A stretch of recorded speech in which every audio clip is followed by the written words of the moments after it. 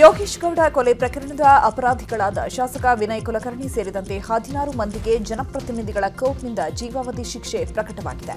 ಘಟನೆ ಆದಾಗ ತನಿಖಾಧಿಕಾರಿ ಆಗಿದ್ದ 19ನೇ ಆರೋಪಿ ಚನ್ನಕೇಶವ ಟೆಂಗರಿಕನ್ಗೆ ಮಾತ್ರ 7 ವರ್ಷ ಜೈಲು ಶಿಕ್ಷೆ ನೀಡಿದೆ. ನ್ಯಾಯಮೂರ್ತಿ ಗಜಾನನ ಭಟ್ ಜೀವಾವಧಿ ಶಿಕ್ಷೆ ಪ್ರಕಟ ಮಾಡಿದ್ದಾರೆ. ಇನ್ನು ಯೋಗೇಶ್ ಗೌಡ ಮಕ್ಕಳಿಗೆ 16 ಲಕ್ಷ ರೂಪಾಯಿ ಪರಿಹಾರವಾಗಿ ನೀಡಬೇಕು ಹಾಗೂ ಮಕ್ಕಳ ಶಿಕ್ಷಣಕ್ಕಾಗಿ ಪರಿಹಾರ ಹಣ ನೀಡಬೇಕು ಅಂತ ಹೇಳಿ ಕೋರ್ಟ್ ಆದೇಶಿಸಿದೆ. ವಿನಯ್ ಕುಲಕರ್ಣಿಗೆ ಜೀವಾವಧಿ ಶಿಕ್ಷೆ ಹಿನ್ನೆಲೆಯಲ್ಲಿ ಶಾಸಕ ಸ್ಥಾನವನ್ನ ವಿನಯ್ ಕುಲಕರ್ಣಿ ಕಳೆದುಕೊಳ್ಳುವ ಸಾಧ್ಯತೆ ಇದೆ. ಶಾಸಕ ಸ್ಥಾನ ಉಳಿಸಿಕೊಳ್ಳಲು ಹೈಕೋರ್ಟ್ ಅಥವಾ ಸುಪ್ರೀಂ ಕೋರ್ಟ್ ಮೊರೆ ಹೋಗಬೇಕಾದ ಸ್ಥಿತಿ ಇದೆ. ಈ ಮೂಲಕ ಸೆಷನ್ಸ್ ಕೋರ್ಟ್ ತೀರ್ಪಿಗೆ ತಡೆಯಾಜ್ಞೆ ತರಬೇಕಿದೆ. 1 ತಿಂಗಳ ಒಳಗೆ ತಡೆಯಾಜ್ಞೆ ತರಬೇಕಿರುವ ಅನಿವಾರ್ಯತೆ ಇದ್ದು, ಇಲ್ಲವಾದಲ್ಲಿ ಶಾಸಕ ಸ್ಥಾನವನ್ನೇ ವಿನಯ್ ಕುಲಕರ್ಣಿ ಕಳೆದುಕೊಳ್ಳುವ ಸಾಧ್ಯತೆ ಇದೆ. ಯೋಗೇಶ್ ಗೌಡ ಕೊಲೆ ಅಪರಾಧಿಗಳಿಗೆ ಕೋರ್ಟ್ ಜೀವಾವಧಿ ಶಿಕ್ಷೆ ಪ್ರಕಟ ಹಿನ್ನೆಲೆ ಸಾಮಾಜಿಕ ಕಾರ್ಯಕರ್ತ ಬಸವರಾಜ್ ಕೊರವರ ನಿವಾಸಕ್ಕೆ ಬಿಗಿ ಭದ್ರತೆ ಒದಗಿಸಲಾಗಿದೆ.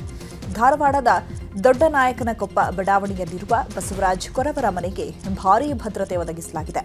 ಸುಮಾರು 8 ಜನ ಪೊಲೀಸರು ಭದ್ರತೆ ಒದಗಿಸಿದ್ದಾರೆ.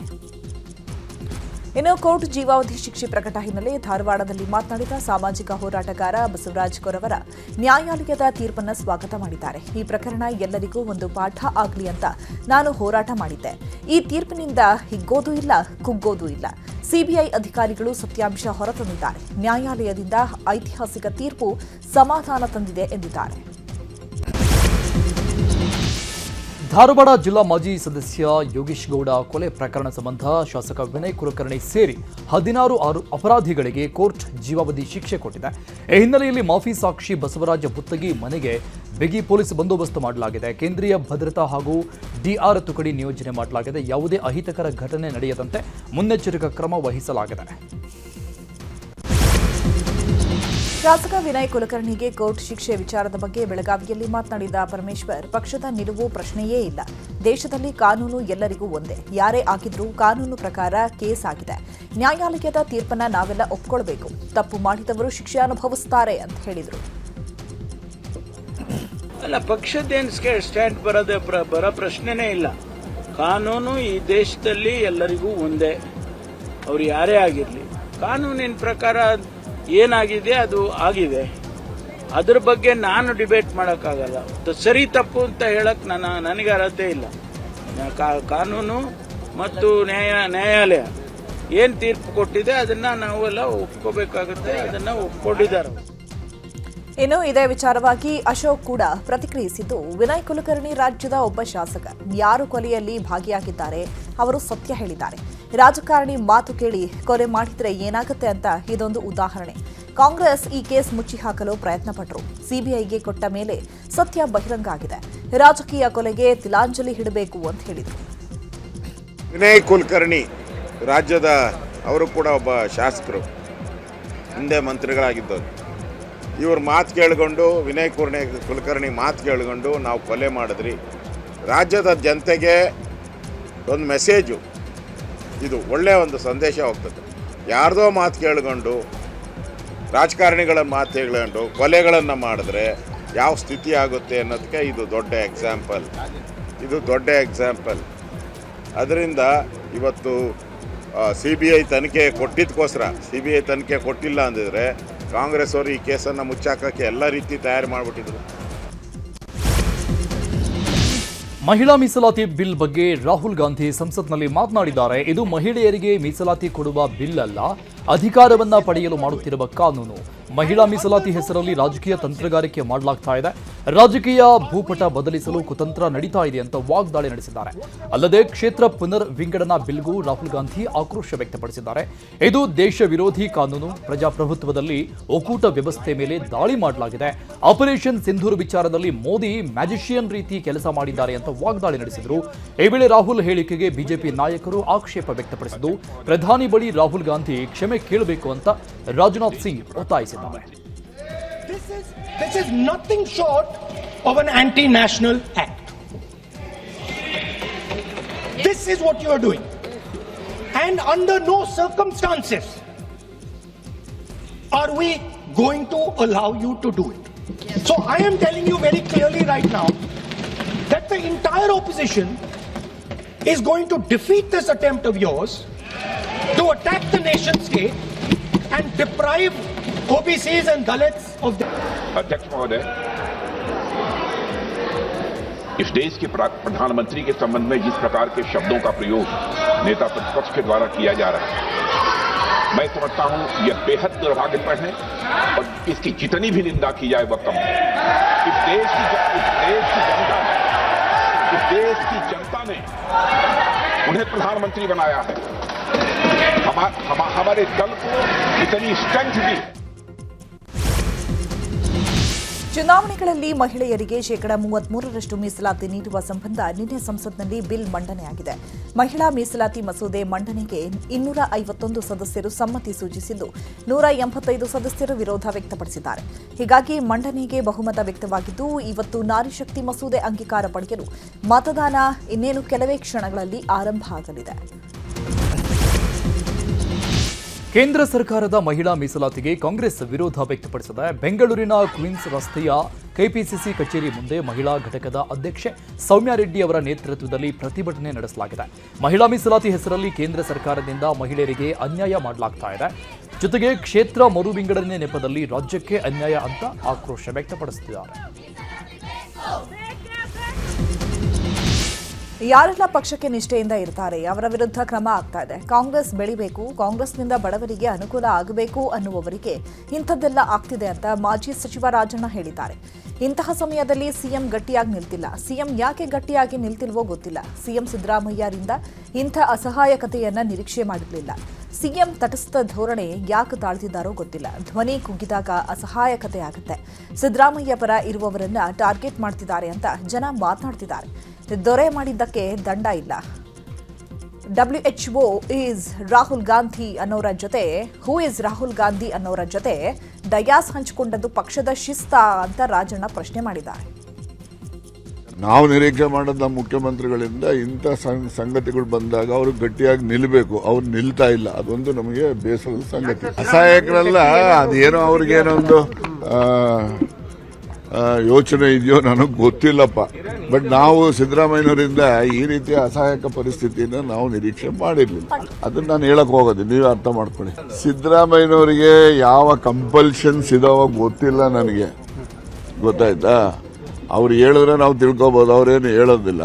ಅದಕ್ಕೋಸ್ಕರ ಅದು ಅವ್ರು ಯಾವ ಕಂಪಲ್ಷನ್ನಿಂದ ಈ ರೀತಿಯಾಗಿ ತಟಸ್ಥ ಧೋರಣೆ ಅವರು ತಳೆದಿದ್ದಾರೋ ನನಗೆ ಗೊತ್ತಿಲ್ಲಪ್ಪ. ನೋಡಿ, ಯಾರೆಲ್ಲ ಮುಸ್ಲಿಂ ಲೀಡರ್ಗಳ ವಿರುದ್ಧ ಕ್ರಮದ ವಿಚಾರವಾಗಿ ಬೆಂಗಳೂರಲ್ಲಿ ಮಾತನಾಡಿದ ಮಾಗಡಿ ಶಾಸಕ ಬಾಲಕೃಷ್ಣ, ಇದು 4 ಗೋಡೆ ಮಧ್ಯೆ ಇರಬೇಕಾಗಿತ್ತು, ಆದರೆ ಈಗ ಹೊರಗೆ ಬಂದಿದೆ. ಏನಾಗಿದೆ ಅನ್ನೋದು ನಮಗೂ ಗೊತ್ತಿಲ್ಲ. ನಾನು ಅಂದ್ಕೊಂಡಿದ್ದೀನಿ ಜಮೀರಣ್ಣ ಏನು ತಪ್ಪು ಮಾಡಿಲ್ಲ ಅಂತ ಅಂದ್ಕೊಂಡಿದ್ದೀನಿ. ಅವರು ಸ್ವಲ್ಪ ಎಮೋಷನಲ್ ಆಗಿ ಮಾತಾಡ್ತಾರೆ, ಅಷ್ಟು ಬಿಟ್ಟರೆ ಪಕ್ಷಕ್ಕೆ ಹಾನಿ ಆಗುವ ವಿಚಾರಗಳನ್ನು ಅವರು ಚರ್ಚೆ ಮಾಡಿಲ್ಲ ಅಂತ ಅಂದ್ಕೊಂತಿದ್ದೀನಿ. ಜಮೀರಣ್ಣ ತಪ್ಪು ಮಾಡುವ ವ್ಯಕ್ತಿ ಅಲ್ಲ ಅಂತ ಹೇಳಿದ್ದಾರೆ. ನಾನು ಅನ್ಕೊಂಡಿದ್ದೀನಿ ಜಮೀರಣ್ಣ ಏನು ತಪ್ಪು ಮಾಡಿಲ್ಲ ಅಂತ ಅನ್ಕೊಂಡಿದ್ದೀನಿ. ನಾನು ಜಮೀರಣ್ಣ ಏನು ತಪ್ಪು ಮಾಡ್ತಕ್ಕಂಥ ವ್ಯಕ್ತಿ ಅಲ್ಲ. ಅವ್ನು ಸ್ವಲ್ಪ ಅವ್ನು ಚರ್ಚೆ ಮಾಡಿಲ್ಲ ಅಂತ ಅನ್ಕೊಂಡಿದ್ದೀನಿ ನಾನು. ಅದು ನನಗೆ ಗೊತ್ತಿಲ್ಲ ಸರಿಯಾಗಿ. ಜಾಸ್ತಿ ವಿಕೋಪಕ್ಕೆ ಹೋಗದೆ ಇರತಕ್ಕಂಥ ರೀತಿಯಲ್ಲಿ ಇದನ್ನ ಇಲ್ಲಿಗೆನೆ ಮೊಟಕು ಮಾಡಬೇಕು ಅಂತ ಹೇಳಿ ನಾನು ಹೈಕಮಾಂಡ್ ಅಲ್ಲಿ ಮಾಡಿದೆ. ಅದನ್ನೇ ನಾನು ಹೇಳ್ತಾ ಇಲ್ವಾ, ಅವನೇನು ಜಮೀರಣ್ಣನಿಂದ ಏನಾಗಿದೆ ತಪ್ಪಾಗಿದೆ ಅಂತ ನಾವಂತೂ ಅನ್ಕೊಂಡಿಲ್ಲ. ಅವನು ಸ್ವಲ್ಪ ಎಮೋಷನಲ್ ವ್ಯಕ್ತಿ, ಕೆಲವು ಸಂದರ್ಭದಲ್ಲಿ ಉದ್ರೇಕಗೊಂಡು ಮಾತಾಡ್ತಾನೆ, ಅಷ್ಟ್ಬಿಟ್ರೆ ಅವ್ನ ಪಾರ್ಟಿಗೆ ಹಾನಿ ಆಗ್ತಕ್ಕಂಥ ಯಾವುದೇ ಕೆಲಸ ಮಾಡೋದಿಲ್ಲ ಅಂತ ನಾನು ಅನ್ಕೊಂಡಿದ್ದೀನಿ. ಬಟ್ ಅದು ಏನೇನಾಗಿದೆ ಅಂತ ನನಗೆ ಇಂಟರ್ನಲ್ ಇದು ಗೊತ್ತಿಲ್ಲ. ಯಾರನ್ನೂ ಟಾರ್ಗೆಟ್ ಅಲ್ಲ ರೀ. ನಾನು ಆಗ್ಲೇ ನೆನ್ನೆನೂ ಹೇಳಿದ್ದೀನಿ, ಪಕ್ಷಕ್ಕೆ ವಿರೋಧವಾಗಿ ಯಾರು ಕೆಲಸ ಮಾಡಿದ್ರು ಅವ್ರು ಟಾರ್ಗೆಟ್ ಆಗ್ತಾರೆ. ಅದು ನನ್ನಾದಿಯಾಗಿ ನಾನು ಆಗ್ಲೇ ನೆನ್ನೆ ಹೇಳಿದ್ದೀನಿ, CM ಪಕ್ಷದ ವಿರೋಧಿ ಕೆಲಸ ಮಾಡಿದ್ರು ಅವ್ರನ್ನೂ ಟಾರ್ಗೆಟ್ ಮಾಡ್ತಾರೆ, DCM ಮಾಡಿದ್ರು ಮಾಡ್ತಾರೆ, ನನ್ನನ್ನು ಮಾಡ್ತಾರೆ. ಪಕ್ಷಕ್ಕಿನ್ನ ದೊಡ್ಡ ರಾಜ್ಯ ಸಚಿವ ಸಂಪುಟ ವಿಸ್ತರಣೆ ಬಗ್ಗೆ ಶಾಸಕ ಬಾಲಕೃಷ್ಣ ಪ್ರತಿಕ್ರಿಯೆ ನೀಡಿದ್ದಾರೆ. ಸಂಪುಟ ಪುನಾರಚನೆ ಭರವಸೆ ಸಿಕ್ಕಿದೆಯಾ ಗೊತ್ತಿಲ್ಲ. ನಾವು ಕಾಯೋದು ಬಿಟ್ಟು ಬೇರೆ ಏನೂ ಮಾಡೋಕ್ಕಾಗ್ತಿಲ್ಲ. ಪಂಚರಾಜ್ಯಗಳ ಚುನಾವಣೆ ರಿಸಲ್ಟ್ ಬಂದ ಮೇಲೆ ಏನೋ ಒಂದು ಕ್ರಮ ತಗೋತಾರೆ. ಸದ್ಯ ದೆಹಲಿಯಿಂದ ಎಲ್ಲಾ ಶಾಸಕರು ವಾಪಸ್ ಬಂದಿದ್ದಾರೆ. ಪ್ರಮುಖವಾದ ಮಸೂದೆಗಳ ತೀರ್ಮಾನ ಲೋಕಸಭೆಯಲ್ಲಿ ನಡೀತಾ ಇದೆ. ಈ ಸಂದರ್ಭದಲ್ಲಿ ಯಾರೂ ಕೂಡ ಭೇಟಿಗೆ ಸಿಗಲ್ಲ. ಮೊದಲು ಪ್ರಮುಖವಾದ ವಿಚಾರಕ್ಕೆ ಗಮನ ಹರಿಸಬೇಕು, ಆಮೇಲೆ ಪಕ್ಷದ ನಮ್ಮ ವೈಯಕ್ತಿಕ ವಿಚಾರಗಳನ್ನು ನೋಡೋಣ. ಏನಾಗುತ್ತೋ ಗೊತ್ತಾಗುತ್ತೆ ಅಂತ ಹೇಳಿದರು. ಇನ್ನು ಇದೇ ವಿಚಾರವಾಗಿ ಬೇಳೂರು ಗೋಪಾಲಕೃಷ್ಣ ಕೂಡ ರಿಯಾಕ್ಟ್ ಮಾಡಿದ್ದಾರೆ. ಕೂಡಲೇ ಇದು ರಿಸಲ್ಟ್ ಬಂದ್ಮೇಲೆ ಏನೋ ಒಂದು ಕ್ರಮ ತಗೊಂತಾರೆ ಹೈಕಮಾಂಡ್ ಅಂತಕ್ಕಂಥ ವಿಚಾರ ಹೇಳಿದ್ರು ಅವ್ರಿಗೆ. ಈಗ ಎಲ್ಲರೂ ವಾಪಸ್ ಬಂದಿದ್ದಾರೆ. ಎಲ್ಲರೂ ಕೂಡ ಅಲ್ಲಿದ್ದಂಥವ್ರೆಲ್ಲರೂ ಕೂಡ ವಾಪಸ್ ಬಂದಿದ್ದಾರೆ. ಮತ್ತೆ ಪ್ರಮುಖವಾದಂಥ ಮಸೂದೆಗಳ ತೀರ್ಮಾನ ಲೋಕಸಭೆಯಲ್ಲಿ ನಡೀತಾ ಇದೆ. ಈ ಸಂದರ್ಭದಲ್ಲಿ ಯಾರು ಕೂಡ ರಾಹುಲ್ ಗಾಂಧಿ ಅವರಾಗ್ಲಿ ಯಾರು ಭೇಟಿ ಮಾಡಲಿಕ್ಕೆ ಸಾಧ್ಯ ಇಲ್ಲ. ಮೊದಲು ಪ್ರಮುಖವಾದಂಥ ವಿಚಾರಕ್ಕೆ ಗಮನ ಹರಿಸ್ಬೇಕು, ಆಮೇಲೆ ಪಕ್ಷದ ನಮ್ಮ ವೈಯಕ್ತಿಕ ವಿಚಾರಗಳು. ಅದಕ್ಕೆ ಯಾರನ್ನು ಭೇಟಿ ಮಾಡಿಲ್ಲ. ನೋಡೋಣ, ಇದೆಲ್ಲ ಆಗಲಿ, ರಿಸಲ್ಟ್ ಬರಲಿ, ಪಂಚರಾಜ್ಯಗಳ ಚುನಾವಣೆ ರಿಸಲ್ಟ್ ಬರಲಿ, ಆಮೇಲೆ ಅದ್ರ ಬಗ್ಗೆ ಚರ್ಚೆ ಶುರು ಆಗ್ತದೆ. ನಾನು ಅನ್ಕೊಂಡಿದ್ದೀನಿ ಇವತ್ತೇನೋ CM DCM ಇಬ್ರು ಕೂಡ ಡೆಲ್ಲಿಗೆ ಹೋಗ್ತಾ ಇದ್ದಾರೆ ಅಂತಕ್ಕಂಥ ಮಾಹಿತಿ ಇದೆ. ಅದು ಯಾತಕ್ಕೆ ಕರೆದಿದ್ದಾರೆ, ಅಥವಾ ಈ ಮಸೂದೆಗಳ ಬಗ್ಗೆ ಚರ್ಚೆ ಮಾಡ್ಲಿಕ್ಕೆ ಕರೆದಿದ್ದಾರಾ, ಅಥವಾ ಬೇರೆ ಬೇರೆ ಇವತ್ತು ಏನು ನಡೀತಾ ಇದೆ ಅದರ ಆಂತರಿಕ ವಿಚಾರ ಚರ್ಚೆ ಮಾಡ್ಲಿಕ್ಕೆ ಕರೆದಿದ್ದಾರೆ ಗೊತ್ತಿಲ್ಲ. ಸುಮಾರು ಒಂದು 25 ಜನ ನಾವು MLA ಸೀನಿಯರ್ MLA ಯಾರಿದ್ದೀವಿ, ನಾವೆಲ್ಲರೂ ಸೇರಿ ಮೊನ್ನೆ ಡೆಲ್ಲಿಗೆ ಹೋಗಿದ್ದು. ನಮಗೆ ಮಾನ್ಯ ಖರ್ಗೆ ಸಾಹೇಬರು ಭೇಟಿ ಮಾಡಿ, ಸುರ್ಜೇವಾಲ ಅವರನ್ನು ಭೇಟಿ ಮಾಡಿ ಇವತ್ತು ನಾನು ಬಂದಿದ್ದೀನಿ. ವೇಣುಗೋಪಾಲ್ ಅವರು ಇವತ್ತು ಕೊಡ್ತೀನಿ ಅಂತ ಹೇಳಿದ್ದಾರೆ, ಇವತ್ತು ಅವರು ಭೇಟಿ ಮಾಡ್ತಾರೆ.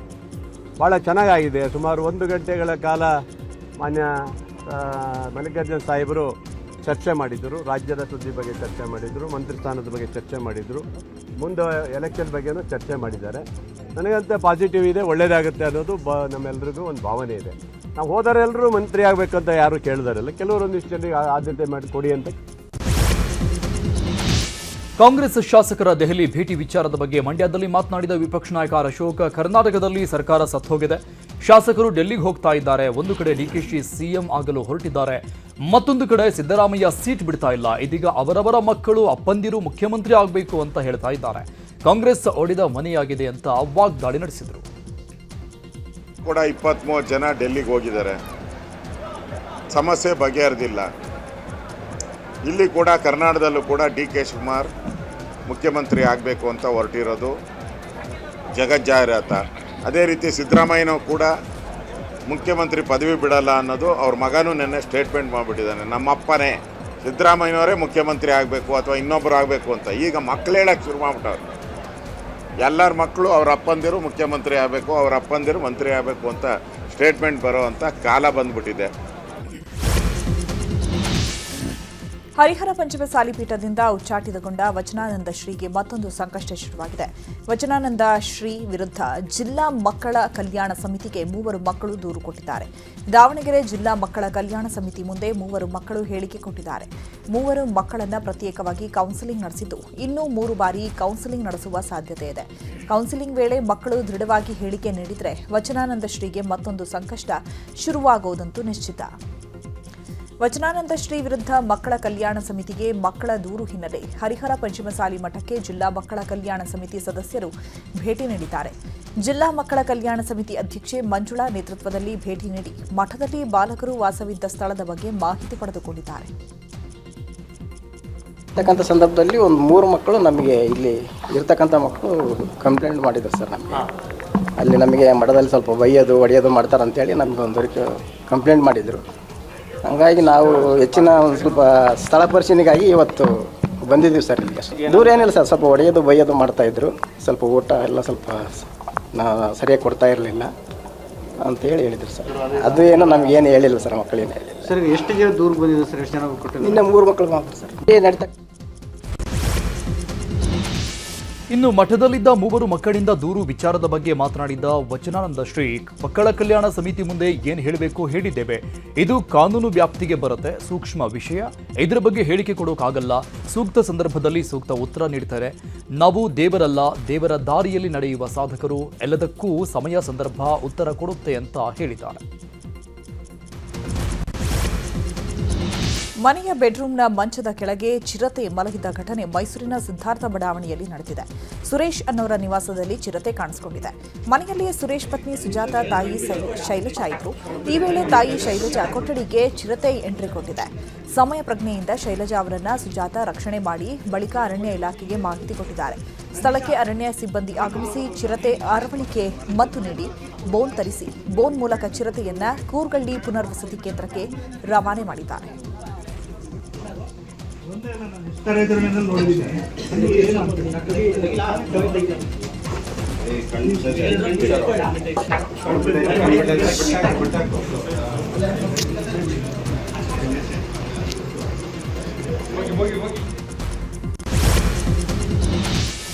ಯಾದಗಿರಿ ಜಿಲ್ಲೆಯ ಸುರಪುರ ತಾಲೂಕಿನ ಶಾಂತಪುರ ಕ್ರಾಸ್ ಬಳಿ VRL ಬಸ್ ಹಾಗೂ ಕಾರಿನ ನಡುವೆ ಮುಖಾಮುಖಿ ಡಿಕ್ಕಿಯಾಗಿ ಮೃತಪಟ್ಟವರ ಸಂಖ್ಯೆ 7ಕ್ಕೆ ಏರಿಕೆಯಾಗಿದೆ. ಕಾರಿನಲ್ಲಿ 5 ಸಜೀವ ದಹನವಾಗಿದ್ದರೆ ಓರ್ವ ಮಗು ಆಸ್ಪತ್ರೆಗೆ ಕರೆದೊಯ್ಯುವ ಮಾರ್ಗ ಮಧ್ಯೆ ಸಾವನ್ನಪ್ಪಿದೆ. ಇನ್ನಿಬ್ಬರು ಮಕ್ಕಳು ಆಸ್ಪತ್ರೆಯಲ್ಲಿ ಚಿಕಿತ್ಸೆ ನೀಡಲಾಗ್ತಾ ಇತ್ತು. ಆದರೆ ಚಿಕಿತ್ಸೆ ಫಲಿಸದೆ ಮತ್ತೊಂದು ಮಗು ಸಾವನ್ನಪ್ಪಿದ್ದು, ಇಡೀ ಕುಟುಂಬದಲ್ಲಿ ಈಗ ಓರ್ವ ಮಗು ಮಾತ್ರ ಬದುಕುಳಿದಿದ್ದು ಚಿಕಿತ್ಸೆ ಮುಂದುವರಿಸಲಾಗಿದೆ. ಇನ್ನು ಮೃತರ ಊರು ಸಿರಿವಾರದಲ್ಲಿ ಕುಟುಂಬಸ್ಥರ ಆಕ್ರಂದನ ಮುಗಿಲು ಮುಟ್ಟಿದೆ. ಮೃತದೇಹಗಳಿಗಾಗಿ ಕುಟುಂಬಸ್ಥರು ಕಾದು ಕುಳಿತಿದ್ದು, ಮುದ್ದಿನ ತಮ್ಮ ಕೃಷ್ಣ ನಾಯಕನನ್ನ ಕಳೆದುಕೊಂಡು ಅಕ್ಕ ಕಣ್ಣೀರಿಟ್ಟಿದ್ದಾರೆ. ರಾಸಾಯನಿಕ ತುಂಬಿದ್ದ ಟ್ಯಾಂಕರ್ ನಿನ್ನೆ ಅಂಕೋಲಾ ಬಳಿ ರಾಷ್ಟ್ರೀಯ ಹೆದ್ದಾರಿ 52ರಲ್ಲಿ ಬೆಂಕಿಗೆ ಆಹುತಿಯಾಗಿತ್ತು. ಇದೀಗ ಟ್ಯಾಂಕರ್ ಸ್ಫೋಟವಾಗ್ತಾ ಇರೋ ವಿಡಿಯೋವೊಂದು ವೈರಲ್ ಆಗಿದೆ. ನಿನ್ನೆ ಸಂಜೆ ಟ್ಯಾಂಕರ್ಗೆ ಬೆಂಕಿ ಹತ್ಕೊಂಡಿತ್ತು. ಬೆಂಕಿ ನಂದಿಸಲು ಅಗ್ನಿಶಾಮಕ ವಾಹನ ಹತ್ತಿರ ಹೋಗ್ತಿದ್ದಂತೆ ಟ್ಯಾಂಕರ್ ಸ್ಫೋಟಗೊಂಡಿದೆ. ಸದ್ಯ ಈ ದೃಶ್ಯ ಎಲ್ಲೆಡೆ ವೈರಲ್ ಆಗಿದೆ. ಹಾಕೊಂಬರಕ್ಕಿಲ್ಲ ಅವು ಹೋಗಿದ್ವಿ ನೋಡ ಮತ್ತೆ ಸಾಮಾನ್ಯ ಹತ್ಕೊಂತ ಅದ ಈಗ ಮತ್ತೆ ಭಯಂಕರ ತಗೊಂತದ ಈಗ ಪ್ರಾಬ್ಲಮ್ ಆಗ್ತದೆ ಈ ಲೈನ್. ಚಲಿಸುತ್ತಿರುವ ಸಾರಿಗೆ ಬಸ್ನಲ್ಲಿ ಬೆಂಕಿ ಕಾಣಿಸಿಕೊಂಡಿರುವ ಘಟನೆ ಉತ್ತರ ಕನ್ನಡ ಜಿಲ್ಲೆಯ ಮುರುಡೇಶ್ವರದಲ್ಲಿ ನಡೆದಿದೆ. ಭಟ್ಕಳದಿಂದ ಮುರುಡೇಶ್ವರಕ್ಕೆ ಸಾಗ್ತಾ ಇದ್ದ ಸಾರಿಗೆ ಬಸ್ನಲ್ಲಿ ಬೆಂಕಿ ಕಾಣಿಸಿಕೊಂಡಿದೆ. ಬೆಂಕಿ ಕಾಣಿಸಿಕೊಳ್ತಾ ಇದ್ದಂಗೆ ಬಸ್ನಿಂದ ಪ್ರಯಾಣಿಕರು ಇಳಿದಿದ್ದು ಸ್ಥಳಕ್ಕೆ ಅಗ್ನಿಶಾಮಕ ತಂಡ ಆಗಮಿಸಿ ಬೆಂಕಿ ನಂದಿಸಿದೆ.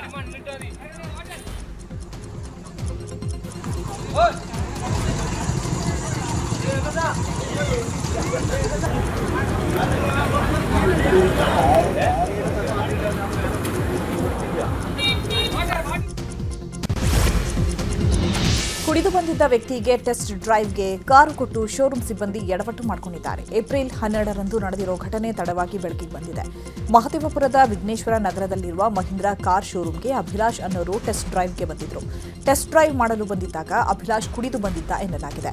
ಆದರೂ ಅವರಿಗೆ ಟೆಸ್ಟ್ ಡ್ರೈವ್ಗೆ ವಾಹನ ನೀಡಲಾಗಿದೆ. ಅಲ್ಲಿಂದ ಕಾರ್ ಪಡೆದು ಬಂದ ಅಭಿಲಾಷ್ 4 ಕಾರ್ಗಳಿಗೆ ಡಿಕ್ಕಿ ಹೊಡೆದಿದ್ದಾನೆ. ಕಾರ್ ಗುದ್ದಿದ ರಭಸಕ್ಕೆ ರಮೇಶ್ ಅನ್ನೋರ ಕಾಲು ಮುರಿದಿದೆ. ಅಭಿಲಾಷ್ಗೆ ಸ್ಥಳೀಯರೇ ಧರ್ಮದೇಟು ಕೊಟ್ಟಿದ್ದಾರೆ. ಇನ್ನು ಮಹದೇವಪುರ ಸಂಚಾರ ಠಾಣೆಯಲ್ಲಿ ಕೇಸ್ ದಾಖಲಾಗಿದೆ. ರಾಜ್ಯದಲ್ಲಿ H5N1 ವೈರಸ್ ಹಕ್ಕಿ ಜ್ವರ ಭೀತಿ ಶುರುವಾಗಿದೆ. ರಾಜ್ಯ ಸರ್ಕಾರದ ಅಧೀನದಲ್ಲಿರುವ ಹೆಸರುಘಟ್ಟ ಪೌಲ್ಟ್ರಿ ಫಾರ್ಮ್ನಲ್ಲಿ H5N1 ಪತ್ತೆಯಾಗಿದೆ. ಕೋಳಿಗಳಲ್ಲಿ ವೈರಸ್ ಪತ್ತೆಯಾದ ಹಿನ್ನೆಲೆಯಲ್ಲಿ ಫಾರ್ಮ್ನಲ್ಲಿರುವ ಕೋಳಿಗಳನ್ನು ಗುಂಡಿ ತೆಗೆದು ಮುಚ್ಚಲಾಗಿದೆ. ಇನ್ನು ಹಕ್ಕಿ ಜ್ವರ ಪತ್ತೆಯಾಗ್ತಾ ಇದ್ದಂತೆ ಎಲ್ಲ ಕೋಳಿಗಳನ್ನು ವಿಲೇವಾರಿ ಮಾಡಲಾಗಿದ್ದು, ಇದೀಗ ಉಳಿದ ಖಾಸಗಿ ಫಾರ್ಮ್ಗಳಲ್ಲೂ ಟೆಸ್ಟಿಂಗ್ಗೆ ಸೂಚನೆ ಕೊಡಲಾಗಿದೆ. ಜನರು ಆತಂಕ ಪಡುವ ಅಗತ್ಯವಿಲ್ಲ, ಮುನ್ನೆಚ್ಚರಿಕೆ ವಹಿಸಲಾಗ್ತಾ ಇದೆ.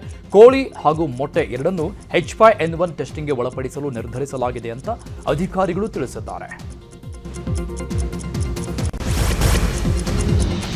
ಹುಬ್ಬಳ್ಳಿಯ ಲವ್ ಜಿಹಾದ್ ಆರೋಪ ಹಾಗೂ ಗಾಂಜಾ ಪ್ರಕರಣ ಸಂಬಂಧಪಟ್ಟಂಗೆ ತಲೆಮರೆಸಿಕೊಂಡಿದ್ದ ಆರೋಪಿ ಸಮೀರ್ ಬೂದಿಹಾಳ್ನನ್ನ ಪೊಲೀಸರು ಬಂಧಿಸಿದ್ದಾರೆ.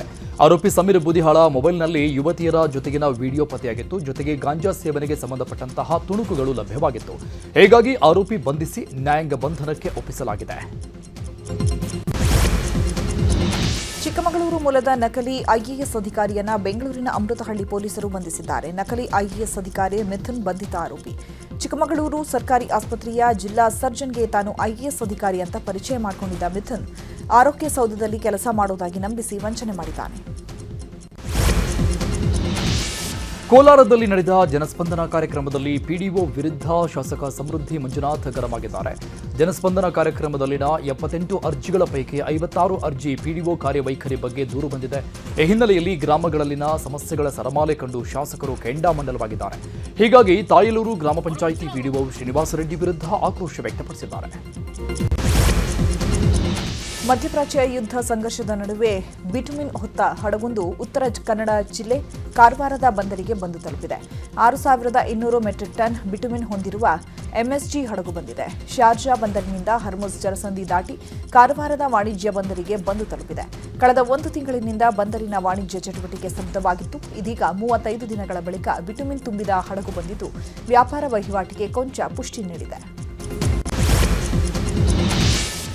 ದೇಶದ ಪ್ರತಿಷ್ಠಿತ ಯೂನಿವರ್ಸಿಟಿಗಳಲ್ಲಿ ಒಂದಾದ ಬೆಂಗಳೂರಿನ ಅಮಿಟಿ ಯೂನಿವರ್ಸಿಟಿಯಲ್ಲಿ ಏಪ್ರಿಲ್ 21-22ರಂದು 2 ದಿನಗಳ ಕಾಲ ಅಮಿಗ್ಲೋರಿಯಾ ಕಾರ್ಯಕ್ರಮ ಹಮ್ಮಿಕೊಳ್ಳಲಾಗಿದೆ. ಈ ಬಗ್ಗೆ ಕಾರ್ಯಕ್ರಮದ ಸಂಘಟನಾ ಕಾರ್ಯದರ್ಶಿ ನಾಗಭೂಷಣ್ ಮಾಹಿತಿ ನೀಡಿದ್ದು, ಬೆಂಗಳೂರು ಗ್ರಾಮಾಂತರ ಜಿಲ್ಲೆಯ ದೇವನಹಳ್ಳಿ ತಾಲೂಕು ಡಿಸಿ ಕಚೇರಿ ಬಳಿ ಇರುವ ಅಮಿಟಿ ಯೂನಿವರ್ಸಿಟಿ ಕ್ಯಾಂಪಸ್ನಲ್ಲಿ ಈ ಬಾರಿ ಅಂತರ್ ಕಾಲೇಜು ಸಾಂಸ್ಕೃತಿಕ ಉತ್ಸವ ನೆರವೇರಲಿದೆ. 2 ದಿನಗಳು ನಡೆಯಲಿರುವ ಈ ಅಮಿಗ್ಲೋರಿಯಾ ಉತ್ಸವದಲ್ಲಿ ಅಮಿಟಿ ಕಾಲೇಜು ಕ್ಯಾಂಪಸ್ನ ವಿದ್ಯಾರ್ಥಿಗಳು ಅಷ್ಟೇ ಅಲ್ಲದೆ ಇತರ ಕಾಲೇಜಿನ ವಿದ್ಯಾರ್ಥಿಗಳು ಭಾಗವಹಿಸಲಿದ್ದಾರೆ ಅಂತ ಮಾಹಿತಿ ಕೊಟ್ಟಿದ್ದಾರೆ. ಮೊದಲನಾಗಿ ಅಮಿಟಿ ವಿಶ್ವವಿದ್ಯಾಲಯ ಬೆಂಗಳೂರು ಇಲ್ಲಿ ನಾವು ಅಮಿಗ್ಲೋರಿಯಾ ಅಂತಕ್ಕಂಥ ಒಂದು ಅಂತರ್ ವಿಶ್ವವಿದ್ಯಾಲಯ ಸಾಂಸ್ಕೃತಿಕ ಕಾರ್ಯಕ್ರಮವನ್ನು ನಾವು ನಡೆಸ್ತಾ ಇದ್ದೀವಿ. ಇದು 2ನೇ ವರ್ಷದ ಕಾರ್ಯಕ್ರಮ. ಇಲ್ಲಿ ನಾವು 20 ವಿಧ ವಿಧವಾದಂತಹ ಒಂದು ಸ್ಪರ್ಧೆಗಳನ್ನು ಏರ್ಪಡಿಸಿರ್ತೀವಿ. ಈ ಒಂದು ಕಾಂಪಿಟಿಷನ್ಗೆ ನಮ್ಮ ಎಲ್ಲ ಕಾಲೇಜು ಹಾಗೂ ವಿಶ್ವವಿದ್ಯಾಲಯದ ವಿದ್ಯಾರ್ಥಿಗಳಿಗೂ ಮುಕ್ತವಾದಂತಹ ಅವಕಾಶ ಇರುತ್ತೆ. ಯಾವುದೇ ವಿದ್ಯಾರ್ಥಿಗಳು ಬಂದು ಪಾರ್ಟಿಸಿಪೇಟ್ ಮಾಡ್ಬೋದು. ಇದು ದಿನಾಂಕ 21 ಮತ್ತು 22 ಇದೇ ಏಪ್ರಿಲ್ ಮಂಗಳವಾರ ಮತ್ತು ಬುಧವಾರ ಅಮಿಟಿ ವಿಶ್ವವಿದ್ಯಾಲಯ ಬೆಂಗಳೂರು ಗ್ರಾಮಾಂತರ ಜಿಲ್ಲೆ ಬೆಂಗಳೂರು ಗ್ರಾಮಾಂತರ ಜಿಲ್ಲಾಧಿಕಾರಿಗಳ ಎದುರಿನ ಕ್ಯಾಂಪಸ್ನಲ್ಲಿ ನಡೆಯುತ್ತೆ. ಅಕ್ಷಯ ತೃತೀಯ ಹಿನ್ನೆಲೆ ತನಿಷ್ ಜ್ಯುವೆಲ್ಲರಿಯಿಂದ ನೈಸರ್ಗಿಕ ರತ್ನಗಳ ವಿಭಾಗದ ವಿನೂತನ ಸಂಗ್ರಹವನ್ನು ಅನಾವರಣಗೊಳಿಸಲಾಗಿದೆ. ವಿಶಿಷ್ಟವಾದ ಹಾಗೂ ಕೈಗೆಟುಕುವ ಬೆಲೆಯ ಆಭರಣಗಳನ್ನು ಬಯಸುವವರಿಗಾಗಿ ಇದನ್ನು ರೂಪಿಸಲಾಗಿದ್ದು, ಇದರ ಬೆಲೆ 35,000ದಿಂದ ಪ್ರಾರಂಭವಾಗುತ್ತೆ. ಅಕ್ಷಯ ತೃತೀಯ ಸಂದರ್ಭ ಹಿನ್ನೆಲೆ ತನಿಷ್ಕ್ ವಿಶೇಷ ಹಬ್ಬದ ಕೊಡುಗೆಗಳನ್ನು ನೀಡ್ತಾ ಇದ್ದು, ಗ್ರಾಹಕರು ಎಕ್ಸ್ಚೇಂಜ್ ಹಬ್ಬದ ಪ್ರಯೋಜನವನ್ನು ಪಡೆಯಬಹುದಾಗಿದೆ. ಈ ಅಕ್ಷಯ ತೃತೀಯದ ಶುಭದ ಸಂದರ್ಭದಲ್ಲಿ ತನಿಷ್ಕ್ ನಿಮಗೆ ಯೂಸ್ ಅಂತ ಹೇಳೋ ಕಲೆಕ್ಷನ್ಸ್ನ ಲಾಂಚ್ ಮಾಡ್ತಾ ಇದೆ. ಇದರದ್ದು ಸ್ಪೆಷಾಲಿಟಿ ಏನಂದರೆ ಈ ಪರ್ಟಿಕ್ಯುಲರ್ ಕಲೆಕ್ಷನ್ ಬಂದ್ಬಿಟ್ಟು ಜೆಮ್ ಸ್ಟೋನಿಂದ ಮಾಡಿದ್ದಾರೆ. ಯೂಶ್ವಲಿ ಜೆಮ್ ಸ್ಟೋನ್ ಬಂದ್ಬಿಟ್ಟು part of the jewellery piece ಆಗಿರ್ತೈತಿ. ಈಗ ಕಂಪ್ಲೀಟ್ ಡಿಸೈನ್ ಎಲಿಮೆಂಟ್ ಆಗಿ ಬಂದಿದೆ. ಇದರಲ್ಲಿ 4 ಜೆಮ್ ಸ್ಟೋನ್ನ ಯೂಸ್ ಮಾಡಿದ್ದಾರೆ. ಅಮೆಥಿಸ್ಟ್, ರಷ್ಯನ್ ಎಮರಾಲ್ಡ್ ಮತ್ತು ಟರ್ಮಲಿನ್ ಮತ್ತು ಟರ್ಕಾಯ್ಸ್ ಅಂತ. ಈ ಪರ್ಟಿಕ್ಯುಲರ್ ಡಿಸೈನ್ ಬಂದ್ಬಿಟ್ಟು ಸರ್ಟನ್ ಇನ್ಸ್ಪಿರೇಷನ್ನ ಇನ್ಕ್ಲೂಡ್ ಆಗಿದೆ. ಓಕೆ, ಫ್ರೂಟ್ಸ್, ವೆಜಿಟೇಬಲ್ ಮತ್ತು ಲೀವ್ಸಿಂದ ಇನ್ಸ್ಪಿರೇಷನ್ ಆಗಿದೆ ಇದು. ಸ್ಪೆಸಿಫಿಕಲಿ ಅಮೆರಿಕನ್ ಎಮರಾಲ್ಡ್ ಅಂತ ಏನಿದೆ, ಇದು ನಿಮಗೆ ಯಾವ ಪರ್ಟಿಕ್ಯುಲರ್ ಕಾಂಪಿಟೇಷನಲ್ಲೂ ಸಿಗಲ್ಲ. ಎಕ್ಸ್ಕ್ಲೂಸಿವ್ಲಿ ಫ್ರಮ್ ತನಿಷ್ಕ್ ಇರುತ್ತದೆ ಇದು. ಅದ್ರ ಜೊತೆಗೆ ಈ ಪರ್ಟಿಕ್ಯುಲರ್ ಅಕ್ಷಯ ತೃತೀಯಕ್ಕೆ ನಾವು ಸ್ಪೆಷಲ್ ಆಫರ್ ಕೂಡ ಇರುತ್ತೆ. ಪ್ಲೇನ್ ಜ್ಯುವೆಲ್ರಿ ಮೇಲೆ up to 20% plus 201 offer per gram. Dhruva Sarja ಅಭಿನಯದ ಕೆಡಿ ಸಿನಿಮಾ ಮುಂಬೈನ ರಿವೈಸಿಂಗ್ ಕಮಿಟಿ ಅಂಗಳದಲ್ಲಿದೆ. ಕೆಡಿ ಸಿನಿಮಾಗೆ ಪ್ರಾದೇಶಿಕ ಸೆನ್ಸಾರ್ ಮಂಡಳಿ ಎ ಸರ್ಟಿಫಿಕೇಟ್ ನೀಡಿದ್ದು, ಚಿತ್ರದಲ್ಲಿ ವೈಲೆನ್ಸ್ ಜಾಸ್ತಿ ಇದ್ದ ಕಾರಣ ಆಕ್ಷನ್ ಸೀನ್ಗಳಿಗೆ ಕಟ್ಟು ಮಾಡುವಂತೆ ಸೆನ್ಸಾರ್ ಬೋರ್ಡ್ ಹೇಳಿತ್ತು. ಆದರೆ ರಕ್ತಸಿಕ್ತ ಸನ್ನಿವೇಶಗಳಿಗೆ ಕತ್ತರಿ ಹಾಕಲು ಪ್ರೇಮ್ ನಕಾರ ಮಾಡಿದ್ದಾರೆ. ಹೀಗಾಗಿ ರಕ್ತಸಿಕ್ತ ಆಕ್ಷನ್ ಸೀನ್ಗಳಿಗೆ ಕತ್ತರಿ ಹಾಕದ ಕಾರಣ ರಿವೈಸಿಂಗ್ ಕಮಿಟಿಗೆ ಕೆಡಿ ಸಿನಿಮಾ ಹೋಗಿದೆ. ಐಪಿಎಲ್ 19ನೇ ಆವೃತ್ತಿಯ 25ನೇ ಪಂದ್ಯದಲ್ಲಿ ಗುಜರಾತ್ ಟೈಟಾನ್ಸ್ ಹಾಗೂ ಕೋಲ್ಕತಾ ನೈಟ್ ರೈಡರ್ಸ್ ತಂಡಗಳು ಮುಖಾಮುಖಿಯಾಗಲಿವೆ. ಗುಜರಾತ್ನ ಅಹಮದಾಬಾದ್ ಸ್ಟೇಡಿಯಂನಲ್ಲಿ ಪಂದ್ಯ ನಡೆಯಲಿದೆ. ಗುಜರಾತ್ ಆಡಿರುವ 4 ಪಂದ್ಯದಲ್ಲಿ 2 ಮಾತ್ರ ಗೆಲುವು ದಾಖಲಿಸಿದ್ದು ಅಂಕಪಟ್ಟಿಯಲ್ಲಿ 6ನೇ ಸ್ಥಾನದಲ್ಲಿದೆ. ಇನ್ನು ಕೋಲ್ಕತಾ ಈ ಆವೃತ್ತಿಯಲ್ಲಿ ಕಳಪೆ ಪ್ರದರ್ಶನ ನೀಡಿದ್ದು, ಆಡಿರುವ 5 ಪಂದ್ಯಗಳ ಪೈಕಿ 4 ಪಂದ್ಯಗಳಲ್ಲಿ ಸೋಲು ಕಂಡಿದ್ದು, 1 ಪಂದ್ಯ ಮಳೆಯಿಂದ ರದ್ದಾಗಿದೆ. ಅಂಕಪಟ್ಟಿಯಲ್ಲಿ ಕೊನೆಯ ಸ್ಥಾನದಲ್ಲಿದೆ.